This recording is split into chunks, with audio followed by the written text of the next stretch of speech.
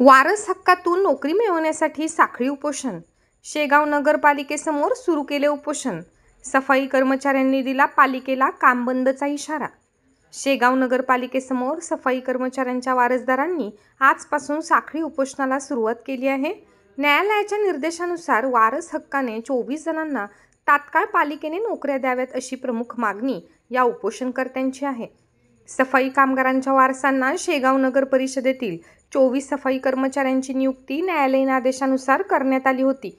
त्या अनुषंगाने वयोमानानुसार व सेवेत असताना स्वेच्छानिवृत्त, सेवानिवृत्त व मृत्यू पावलेल्या कर्मचारी यांच्या वारसांना, त्याचप्रमाणे सेनानिवृत्त रिक्त जागेवर नियुक्ती मिळवण्यासाठी अर्ज सादर केलेले आहेत.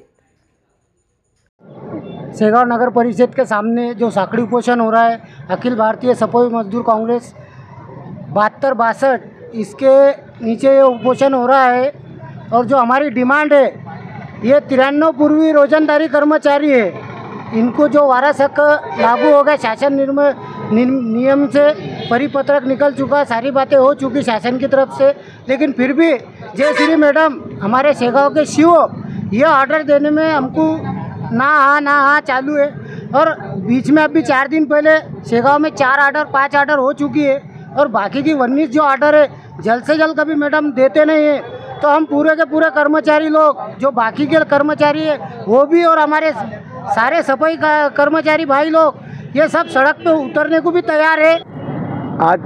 आज शेगाव नगर परिषद के सामने जो साखली उपोषण का, जो शोषित वर्करों ने साखली उपोषण किया है, उसका अखिल भारतीय सफाई मजदूर कांग्रेस को पूरी तरह से समर्थन है और सहयोग है।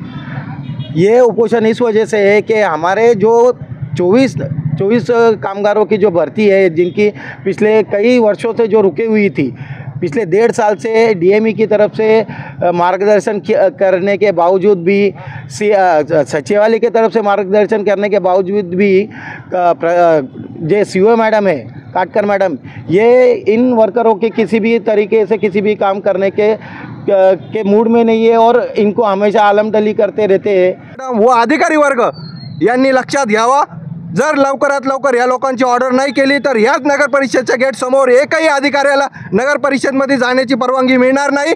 त्यांना काय करायचं असेल कुठल्याही प्रकारे त्यांनी करून घ्यावा, आणि वाल्मिकी समाज काय आहे, फक्त झाडूच नाही चालवत, तो काय करू शकतो आणि काय नाही, हे शेगाव नगर परिषदचे मुख्य अधिकारी व मंत्रालयापर्यंत आम्ही ही गोष्ट घेऊन जाऊ। या ठिकाणी फक्त एवढेच 2 शब्द बोलून मी माझे